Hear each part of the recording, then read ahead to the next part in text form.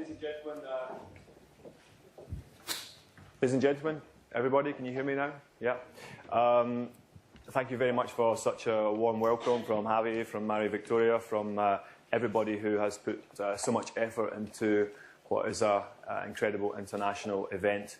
I'm Mark Hogarth. I'm Creative Director of Harris Tweed Hebrides, as was mentioned. Brian is our chairman and a friend of mine as well, so it's an absolute pleasure to be here. We will be talking about Harris Tweed, which is an incredible, unique fabric from a very specific part of Scotland.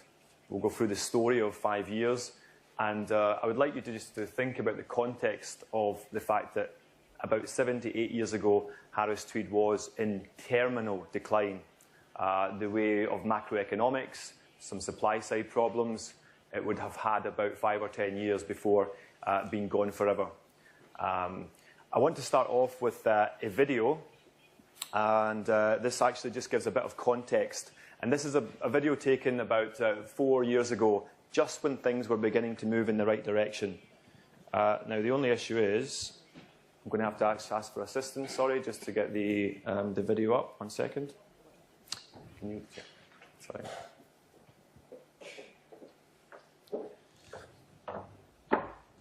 Did I just escape here?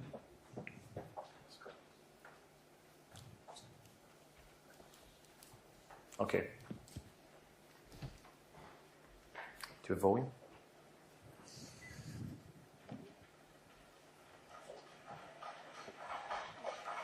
It's the champagne of fabrics. It has to be hand-woven in the Outer Hebrides by islanders at their own home. It has to be woven using yarn that's been dyed and spun in the Outer Hebrides as well. Everybody that's grown up here has had a connection with Harris Tweed. When I went to school at 5 years old, I had no English at all. I spoke in Gaelic. You learned English at school. You know. I think my English has come on quite a bit since we had there. The Isle of Lewis and the Isle of Harris are actually the one island, separated by a small mountain range. To us, it's all the one island. When it was trademarked, it was decided to trademark it as Harris Tweed rather than Lewis Tweed. And that's the name it's been known as ever since. We receive just raw wool. We dye this wool 50 different colours, and we keep a stock of all these colours. That's then passed through to our blenders, who mix these dyed colours of wool together according to the designer's recipe instructions. Every yarn colour we have is a blend of at least 2 colours, sometimes up to 8. From there, it's passed through to our carding department. That's the mechanical mixing of the wool colours. Rollers covered in thousands of pins, tearing it apart, blending it together, giving it its first mix. The next stage is to put a twist into this wool to give us usable yarn. Once it's twisted into yarn, it's passed through to our warpers. The warp is the lengthways thread in a piece of cloth. The weavers put in the side-to-side pick, the weft, using their looms. Part of our job is to make sure the warp threads are correctly organised according to the designer's patterns. So the yarn is wound onto beams in the correct order and then sent to the weavers with enough yarn for them to do their part, is the weft side to side. Right, what I'm doing here is, this is your warp, the long thread, and in between the warp, in this shed, goes the shuttle carrying the weft. And it's the interlacing of the warp and the weft that forms your cloth, which you have here. That's it, Harris Tweed. There's 3 mills based on the island. There's weavers in Harris, there's weavers based all around Lewis, just over 100 of them. About 40 years ago, it was the mainstay of the economy. Just about every house in the village had a loom like this. But nowadays, there's well, maybe about a dozen weavers in the village here, but there used to be, you know, 60 or so. There's probably like 200 altogether involved in the industry as a whole. To some people that may not sound like a lot, but to an island like this, it's a huge industry for us. And it's something that everybody's very proud of. It's something that's world famous. It doesn't matter where you go, if you mention Harris Tweed, you can say, that's where I come from. That's my island. We make that. This colour is called feather purple. The Harris Tweed industry, when they connect colours like that, they do tend to copy natural colours that are in the environment. It tends to reflect the area from which the tweed comes from. These various colours, the greens and the browns and the purples and the blues. Every Single metre of cloth that's called Harris Tweed has to be inspected by someone from the Harris Tweed Authority. 2011 is the 100th anniversary of the OR trademark. Okay, this is us now putting the small stamp on the back of the tweed, and we put 3 of these in between 2 large stamps at both ends. We in the Hebrides are very, very proud of the product, you know, because it's a nice product and it's a quality product. It's even call it a luxury product. It takes time to weave it, and there's a lot of individual work that goes into each tweed, really. We have sampled and sent pieces to Yves Saint Laurent, Chanel, Celine, another French one. There's just so many people now showing an interest in it, and you see the names passing through for pattern requests. And you think, is that really Converse trainers? It is, you know, and I think, yes, all these new people showing an interest in it. It's fantastic. It's really good.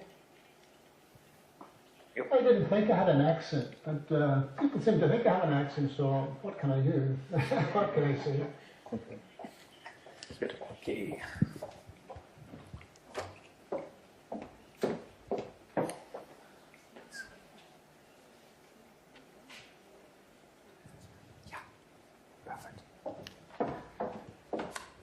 Okay, well, good morning, folks. Seeing we're in another minority language, let me say in Gaelic, Matin Va, agus Moran Tangerson and Currag Shaw and you, and that is the language of the Hebrides, the islands where this is made. It's a Scottish Gaelic, and I've just said good morning and thank you for the invitation here today. The Croft is a word you won't know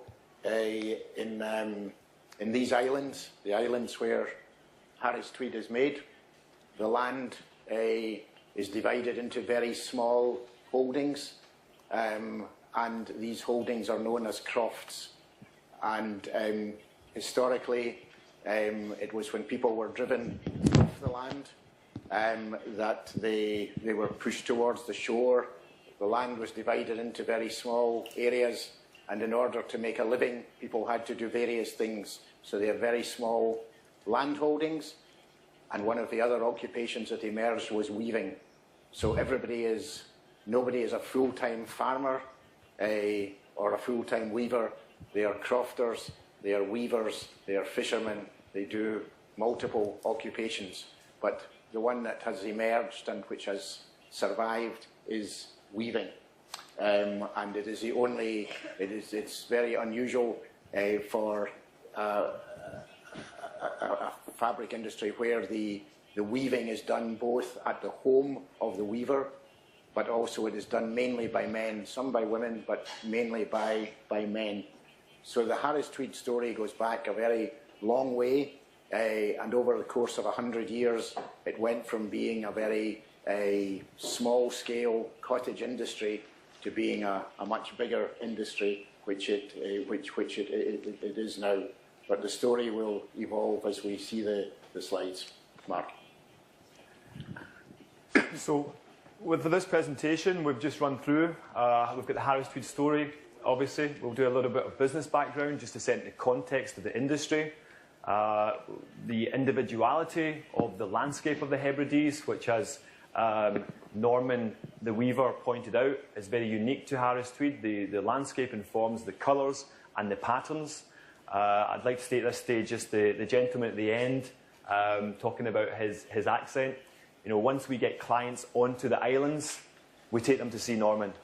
You know, Burberry may have Cara Delevingne, you know, Dolce & Gabbana have got David Gandy as their models. We've got Norman Mackenzie. And once we get the clients in front of him with his charming Hebridean accent, we have them for life. We're going to talk about product as well and about craft. This is about Harris Tweed, but I'd like, as we go along with the presentation, to think locally. Think about what you have here in the Basque Country, in Spain, and the Iberian Peninsula, in terms of products, in terms of what you actually have in the unique nature, environment, the makers, what products that you have here that you can then make into what is commonly called in modern capitalism a brand. Because that's what we've managed to do with Harris Tweed. It's taken a lot of work. There's been heritage there, which Brian will go on to talk about. But this, there's a subtle theme to what we want to talk about. It's how to take the product and make the brand. Harris Tweed story. As you can see, obviously, complicated process backed by intellectual property, specifically an Act of Parliament. Brian will say a few more words, being from a political background, about this Act of Parliament. Harris Tweed has, because it is so important to a very fragile peripheral area of not just of Scotland but of Europe, right on the very, very edge of Europe, that there's been recognition that it needed to have some protection if it was to survive as an industry. And in 1993 that was brought up to date, and there was an act of the United Kingdom Parliament which defined Harris Tweed and which also stipulated that it could only be made in these islands. So to be Harris Tweed, it has to be made from pure wool, it has to be hand woven, it has to be woven at the home of the weaver, and all this has to be done in the Outer Hebrides of Scotland. And only then can it be called Harris Tweed. And the simple fact is that if that legislation did not exist, if Harris Tweed could be made in China or in Portugal or anywhere, then it would be. But it cannot be because of this protection, because of this trademark definition, which says that to be Harris Tweed, it must be made in these islands. And that's the reason why we have an industry. And I think there's lessons to be learned there as well. If you have something that is very precious, very specific to your territory, then you must protect it, and you must get legal protection, and you must get trademark protection for your intellectual property. So, industry structure, very complicated, very complex. At the top there is almost an umbrella, which is the Harris Tweed Authority, and that has the remit of protecting the Harris Tweed industry for the islanders of the Outer Hebrides of Scotland. Below the Harris Tweed Authority, there are private mills, of which Brian and I work for. Our mill, Harris Tweed Hebrides, is on the west coast of the islands, and it accounts for about 70% of production of the entire Harris Tweed. Possibly the most interesting and arguably the most soulful part of the process are the independent weavers, which we'll go on to talk about. There are over 200 self-employed weavers. Some are full-time weavers, some part-time, but all at one point will have had a secondary employment. Traditionally, as Brian spoke about earlier, you would have been a crofter, small farmer, a weaver, a fisherman, a weaver, or even a school teacher and a weaver.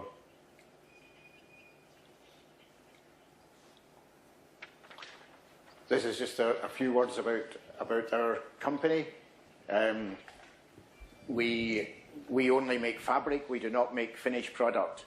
And we sell to essentially anyone who wants to buy it. And then they do an amazing range of things with the fabric. When the company started 10 years ago, maybe 90% of what we produced went into what I'm wearing, which is the traditional men's jacket, the blazer. That was what the main use for Harris Tweed. But over the past 10 years, there's been lots of diversification into ladies' fashion, into accessories, all sorts of bags, laptop holders, wallets, footwear, and also interiors. That one of our biggest customers now makes furniture using Harris Tweed. So we have a diversification that never existed before. As it says, we give work. In the mill there are 90 people, and then we use about 150 home weavers. and that is a huge employer in this very, very peripheral area. But the big story really, I think, is that so much of our, about 2/3 of what we produce is exported. And that's the great, for me, that's the great story, is that we are sitting there on the edge of Europe, but we are exporting to over 60 countries around the world. And again, when we started, historically, by far the biggest market was the United States, and on a scale that it was far greater than our production now. But that went off a cliff. It ended really in the 1980s on that scale, because synthetic fibres took over. That market more or less disappeared. But we still sell in the States to customers like Brooks Brothers, J. Crew, good, but not on the same volume. And the one that took over as our biggest market was Japan. And Japan, they loved the story of Harris Tweed. They loved the colours of Harris Tweed, and they diversified. But the lead was taken in Japan of diversifying the uses into accessories, ladies' fashion, and also footwear. Many, many uses. So in Japan, Harris Tweed is treated very much as a brand. It's a prestigious brand and label in Japan, and that became our biggest market.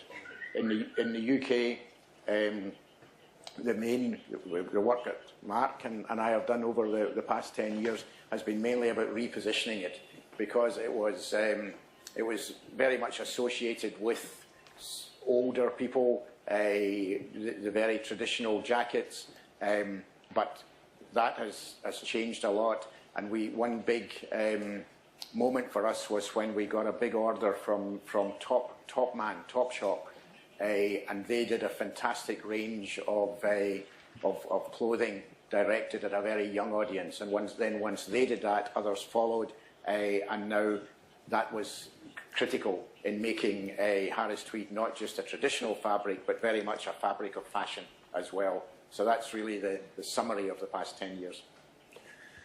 Just moving on, so we have a global sales network. This is done through agents. The agents will work with the clients.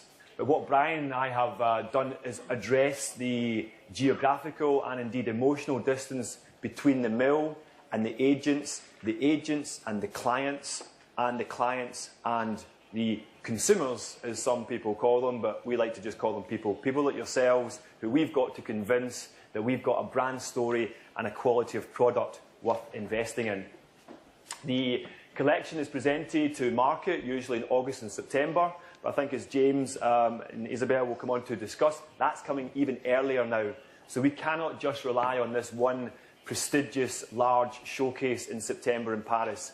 We actually are looking now to work with clients to present the new collection, which I'll come on to show you later, right now, because the whole fashion cycle is getting faster and it's getting earlier. So designers now will be looking at their mood boards, will be discussing their collection for autumn-winter 18.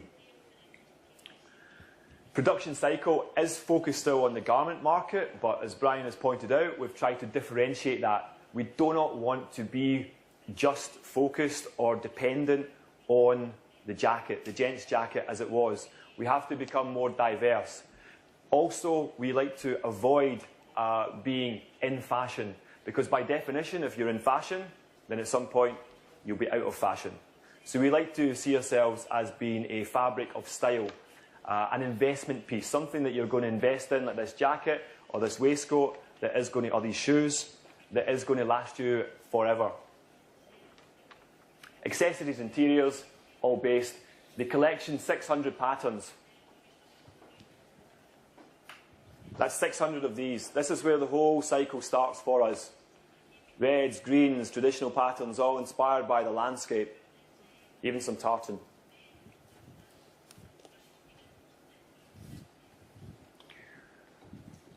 Right. The origins of Harris Tweed was very much about using the resources, the natural resources of the environment in these islands. and the dyes were taken from the rocks and from the plants that people could just go down to the shore and find. So in the course of time, as it became a commercial industry, then we no longer use these natural dyes, but the colours that are the basis of Harris Tweed are still the original ones.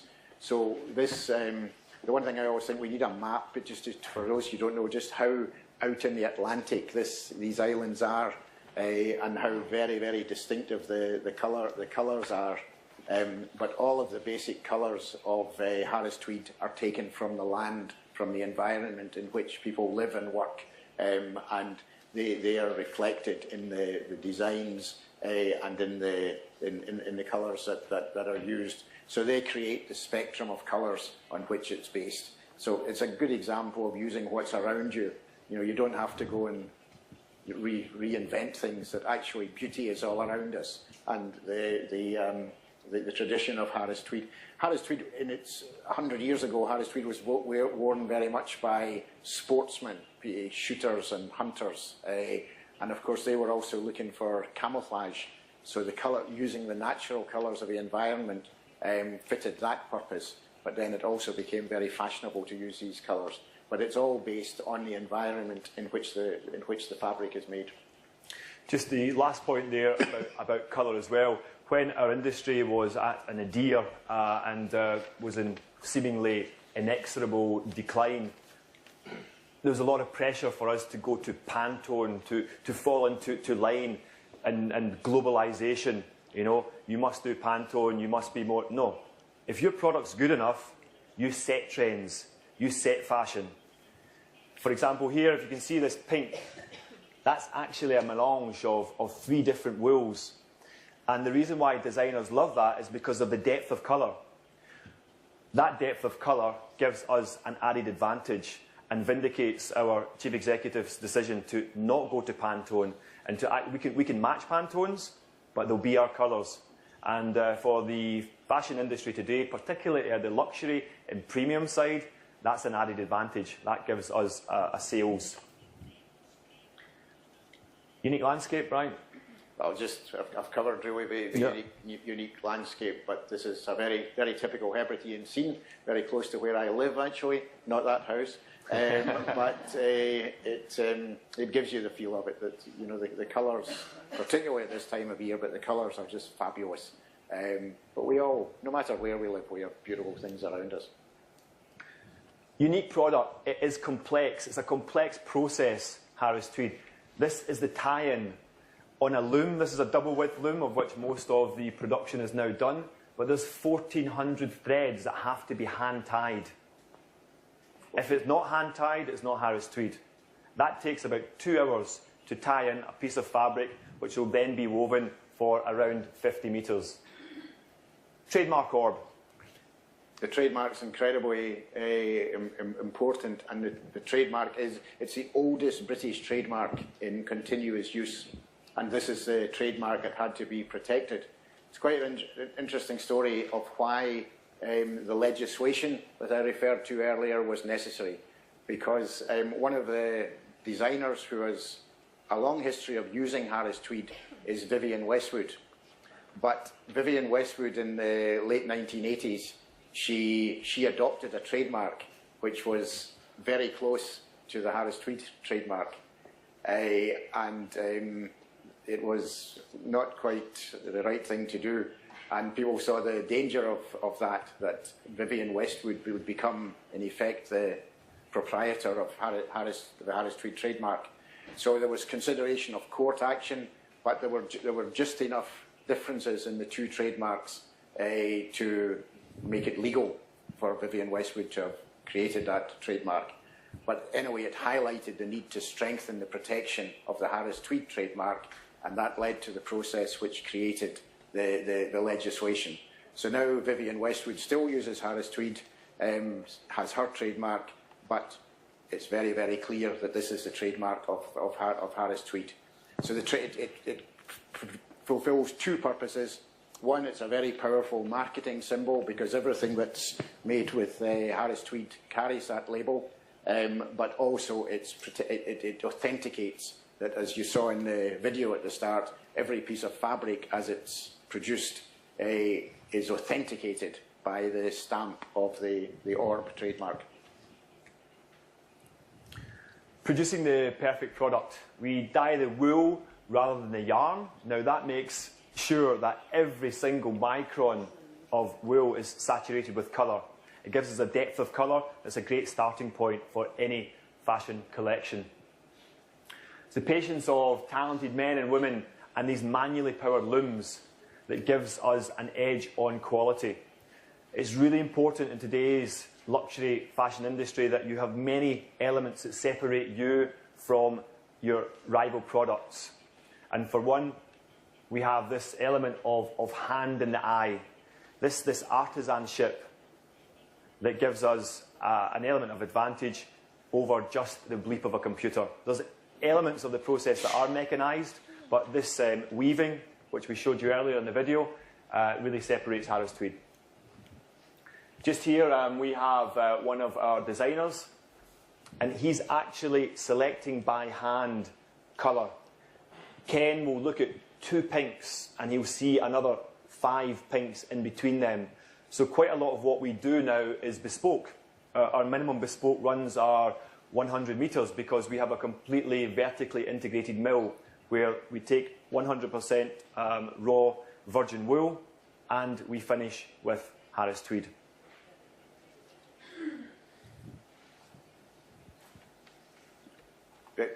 Well, this is in the mill, and this is the latter stage of the process, the finishing.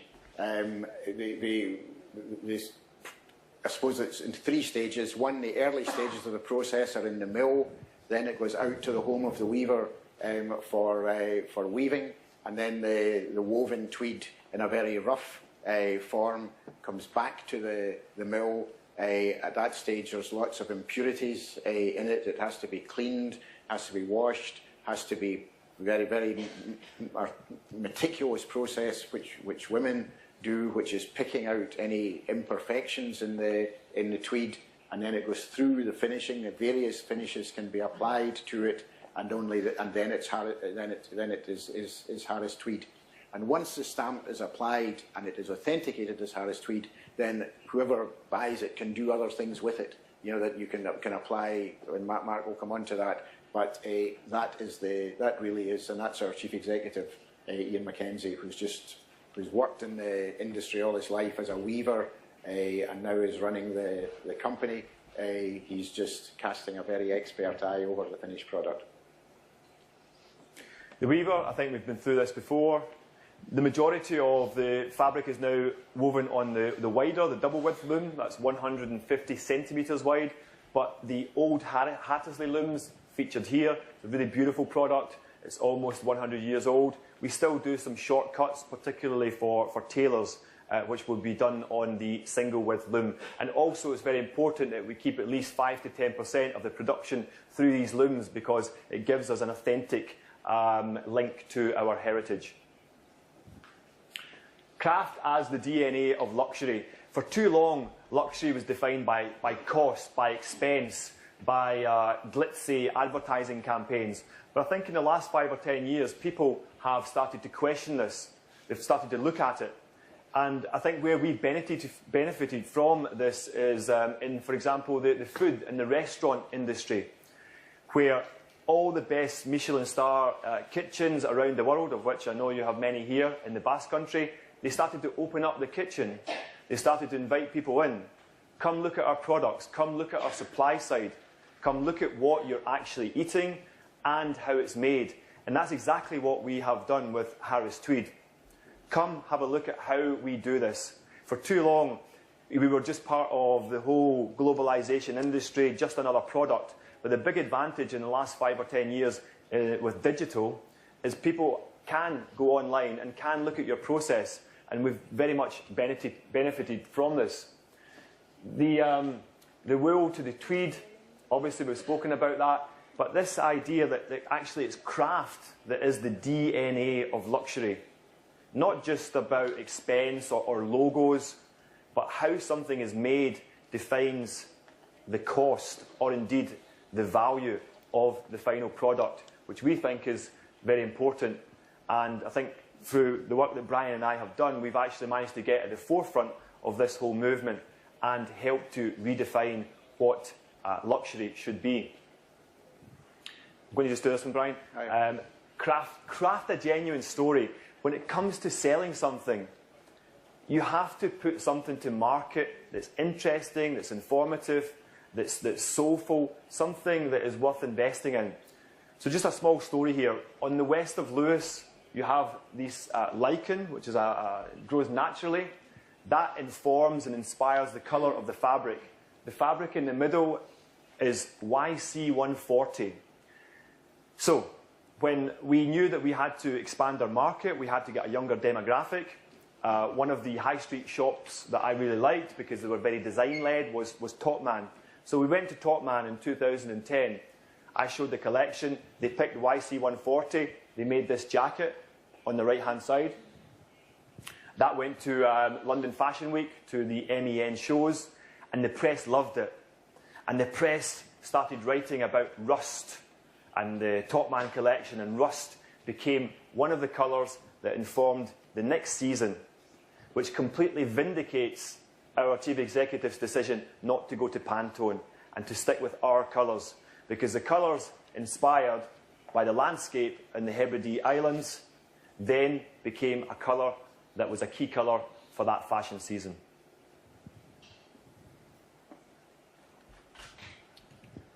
This, one of the things we do, you've got to remember we are a very small company and we're sitting in a very remote place. So how do you maintain an international profile?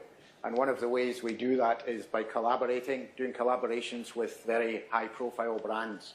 And I suspect you've heard of Johnny Walker Black Label, and we did a very interesting one with them. But what they wanted for their marketing purposes was a Harris Tweed, which is the Scottish connotation, stylish connotation, but they also wanted to infuse it with a scent of whiskey.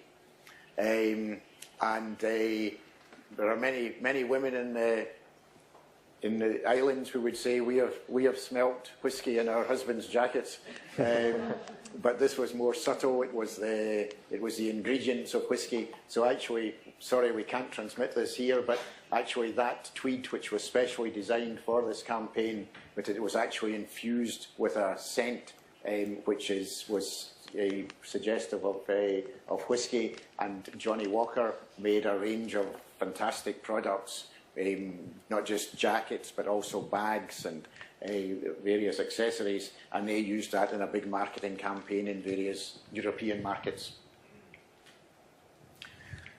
We had to reposition the brand. We would never use a word like rebrand, because as soon as you start to say we're rebranding, it implies that you've got a problem. There was never a problem with the product. The product was always near perfect. We just had to tell the story a little bit better. So, for example, here, it probably doesn't translate too well, but there's an old lady called Miss Marple. She's a famous sleuth, TV sleuth. So we wanted to engage with that, but we also wanted to show that actually the fabric, because it's hand-woven, because of the way it moves, yeah, it can be a sexy fabric. You know, you can use it for couture. It's the advantage of men and women because of the way it cuts. So you can see just with a simple tagline there, it's not just for Miss Marple. Right.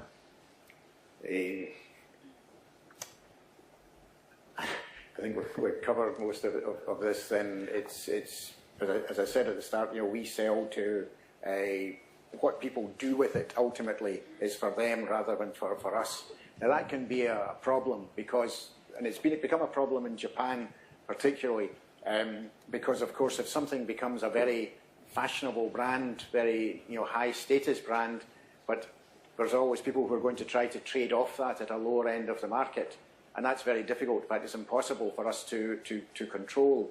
So we're as good and bad in this, that we sell the fabric at the same price to everybody.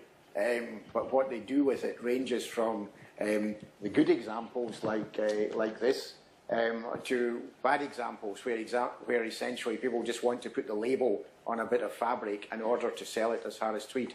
Now that's very difficult to police, but these are the good examples. So, clients come to us, they'll make what they want for their collection. This is an example of us pushing on. Fashion and style don't stand still. You have to continue to do something new. Now, obviously, with our Act of Parliament, with the stipulations on the supply side, we can't change the product. Why would we want to change the product? But we can change the usage. So 2 years ago, the new creative director of Zegna, Stefano Pallotti, he's an environmentalist. And he was very concerned about the print, the environmental print on the fashion industry. So he looked around for what he described as the world's most sustainable fabric. And he came to Harris Tweed. And the collection he made, some was just the traditional Harris Tweed, born of the looms. But on the right-hand side, you have a coat. Now, that coat has been needle punched with recycled plastic that was made into yarns. And what that did was it took something excellent and made it better. He took Harris Tweed, which is water repellent because it's 100% wool and it's hand woven, but he made it completely waterproof. So that's actually taking the fabric, using up plastic, which is going to cause damage to the environment, and actually making it better. So you can see now, this is a similar fabric sample we gave to them. That's gone to be completely waterproof. Sorry to the cleaners, so I'll clean it myself. And what else we have in that is added value. It's adding to our story. It's taking the fabric, but it's making it even better. The jacket on the right-hand side, or the coat rather, sold for €3,800. So that's right. 1 times 1 equals 3. I wasn't very good at maths. But what I'm trying to display here, that through partnerships, the end product is actually greater than the sum of the individual parts. This was a small partnership we did with Converse Japan actually, who operate sadly a little bit differently to Converse in the States. They operate a license, they don't like each other. So unfortunately, only 300 pairs of these Converse were made. I have something similar on today. But this was the Chuck Taylor All-Star. The Chuck Taylor All-Star is probably one of the most successful designed products in fashion history. It simply can't get better. They've made a little bit of an iteration now, but it's just an absolute classic.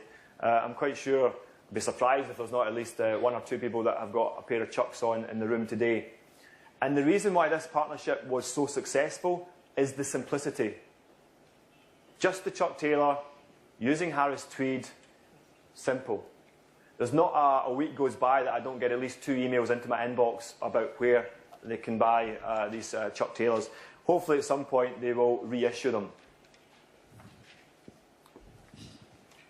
Chanel is one of our clients. It's interesting. There's an interesting dimension to Chanel because there's a very, very small number of our clients who don't use the trademark. In other words, they buy the fabric purely for the quality rather than for marketing the fact that it's the Harris Tweed. And I think that's a good commendation for it as well, that someone like Chanel, who are not going to exploit the fact that it's Harris Tweed, all they're interested in is the sheer quality of the fabric. So it gives people a real... I remember I was in Paris last year, I was walking past the Chanel shop and the whole window is full of the Harris Tweed range they developed. And it does give you a real buzz to think that this fabric you're looking at in the Chanel shop window in Paris started life on the looms of working people in their own sheds in the islands that we live in. I mean, it's a fantastic journey from the very edge of Europe to the very centre of Paris high fashion. Sometimes when we've got a client of the calibre of Chanel, that will then inform our design department as well. So the fact that this was a special commission then added to our design team who looked a bit more into the archive. Most of what we do is all from the archives. Why would we do anything else? I mean, the archives are going back over 100 years. And this is the first showing of what will be one of our sub-collections for 2018. So I'm hoping that your cameras are not good enough that you can get close-ups, but come and have a look at that. I'd be surprised if there's not at least one Parisian fashion house that buys into this fabric. This was another collaboration, one we're particularly proud of. When the Ryder Cup, the golf competition between the United States and Europe, I think Sergio, was held in Scotland a couple of years ago at Gleneagles Hotel, and we did a collaboration with the European Golf Tour to produce a Ryder Cup collection, and that's Gleneagles in the background, very famous golf location. That's the collection there, jackets and accessories, fantastically successful, and a real prestige. You know, a lot of these things, there's no, the volumes are small, but the publicity, the PR that we got from that was fantastic. But it gives you an idea, and again, that tweed was specially selected to incorporate the colours of Scotland, but also the image of golf and so on. So that was another, bringing together heritage. Golf is associated with Scotland, Harris Tweed's associated with Scotland. It all came together in this Ryder Cup collection. Just about almost finishing up, scaling up and scaling out. I think this is important in the context for yourselves, because obviously you're going to go into careers, you are going to work with products, work with brands. So always think about how you can scale up and how you can scale out. Just because something doesn't sell in the domestic market doesn't mean that there's not people halfway across the globe who believe in your product, have a use for your product, see the intrinsic value in your product. With Harris Tweed, we felt that this idea of entrepreneurial shouldn't just be about the individual. You can actually take that into a company setting as well. And you can take something, you can take the perception of something and make it better. It's no substitute for quality, and we're fortunate enough to have a product with a rich heritage, global reputation, but we do rely on creative people doing great things with it. Yeah, well, that's it, and we hope, obviously we've told you maybe more than you want to know about Harris Tweed. It's important to us to talk to young designers of the future, that people will know. You've got to keep reminding each generation. But really, the point of us coming here is not to. It's only half of it is telling you about Harris Tweed. The other half is to inspire you to think of what local parallels there are and how you can bring benefit to your own region, your own careers, by learning some of the lessons from here. So I hope it's been not just informative, but also helpful. And just to finish off, because we are obviously at a conference on the arts and fashion, and I do think now, and it's about time, that arts and fashion are moving closer together. I was very fortunate to live in Japan for 3 years, and there, fashion is just another form of art. It's an accessible form of art. And also, within that context, we always believed from spending time in Japan that there was a future for Harris Tweed. 10 years ago, nobody thought there was a future for it. But the Japanese always bought into Harris Tweed because of detail. Bringing you a bit closer to the final Eastern conclusion, this is a garden in northern Tokyo. It's a poet's garden, very different from standard European gardens where you walk in, everything is symmetrical, and you look. The idea of the poet's garden is you go in, you walk around, you stop, you take in the beauty, you think, you walk a bit more, and you get round. And at the end of that journey, you become a freer mind and hopefully an artistically inspired individual. For me, this garden is the perfect analogy for Harris Tweed, because it was beautiful, perfect 200 years ago, it's beautiful and perfect today, and hopefully in 200 years' time, it will still be beautiful and perfect. Thank you.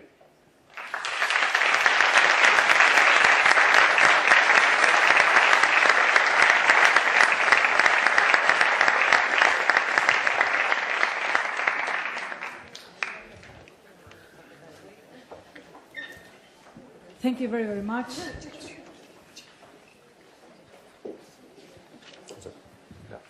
Hurrengo islaria Moda marketingean eremu digitalak eskaintzen dituen aukerei buruz hitz egingo du, bereziki big datak eskaintzen dituen aukera anitzaz. Nuestro siguiente ponente nos va a hablar